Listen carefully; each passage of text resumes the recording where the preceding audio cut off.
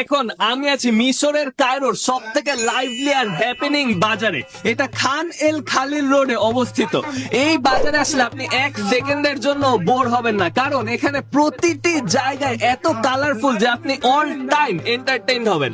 তার পাশাপাশি এই বাজারে সবকিছুই পাওয়া যায়, মিশরের জামা থেকে শুরু করে মিশরের অর্নামেন্টস, মিশরের সব সুভেনিয়ার সবকিছুই পাবেন এই বাজার। এই বাজারটি একসময় ছিল একটি কবরস্থান, পরে 1382 সালে মিশরের সুলতান আল খালিলি এই জায়গাকে বাজার বানিয়ে ফেলেন। খান শব্দের অর্থ হলো বাণিজ্যিক জায়গা, তাই এই বাজারের পুরো নাম রাখা হয় খান আল খালিলি। দেখেন হাঁটতে হাঁটতে কি পেয়ে গেলাম, অরিজিনাল কুমির আর অরিজিনাল সাপের খোলস। তার পাশাপাশি এখানে যতগুলো ব্যাগ দেখতে পারতেছেন এগুলো একদম অরিজিনাল ছাগল আর ভেড়ার লোম দিয়ে তৈরি। রেস্টুরেন্ট থেকে শুরু করে এখানকার ন্যারো গলি, এখানকার লাইটস, এখানকার মানুষ, এখানকার কালচার সবকিছুই অনেক ইন্টারেস্টিং। মানুষজন কায়রোতে আসলে মাস্ট এই বাজারে একবার হলেও ঘুরে যায়। আর এই বাজারটা অনেকটা টার্কিশ বাজারের মতো দেখতে হলেও এই বাজারগুলো টার্কিশ বাজার থেকে অনেক বেশি পুরানো মনে হচ্ছে। চলুন আপনাদেরকে বাজারটা ঘুরে দেখাই।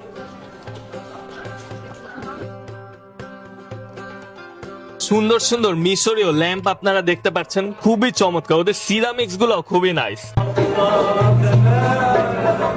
আগে বিভিন্ন আরব দেশের ব্যবসায়ীরা এই বাজারে এসে মশলা, রত্ন, কাপড়ের ব্যবসা করতেন, আর সুফি সাধক এবং কবিরা এসে আড্ডা দিতেন। ইজিপ্ট একটা মুসলিম কান্ট্রি, তবে এখানে দেখেন কি সুন্দর হালাল বেলি ড্যান্সিং এর জামাও পাওয়া যায়।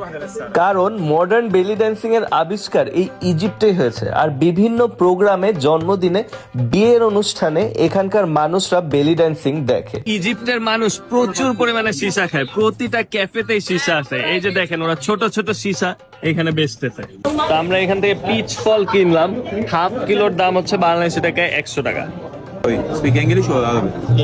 আর ইজিপ্টে আপনারা যেখানে যান আপনারা মোহাম্মদ সালার এই জার্সি দেখতে পারবেন, কারণ আপনারা যারা ফুটবল দেখেন তারা জানেন যে ও ইজিপ্ট থেকে। ইজিপ্টে আসলে আপনারা লুই ভুটন, গুচি সবকিছুরই নকল ব্যাগ, নকল ওয়ালেট পাবেন।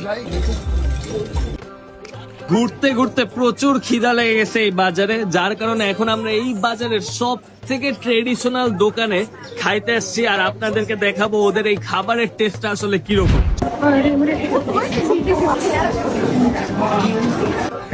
Thank you, sir. ভাইরে ভাই, মিশরের পুরো রাজকীয় জায়গায় খাইতে আসছে এই খান এল খালিলি বাজারে। দেখেন পিতলের টেবিল, ওদের ট্রেডিশন ধরে রাখছে, ওদের ট্রেডিশনাল খাবারও ধরে রাখছে। আমরা দেখি ওদের ট্রেডিশনাল খাবার আসলে খাইতে কেমন। এই রেস্টুরেন্টে খাওয়ার জন্য আপনার পার পার্সন মিনিমাম 1500 টাকা করে খরচ করতে হবে, নাইলে ওরা আপনাকে খাইতে দিবে না।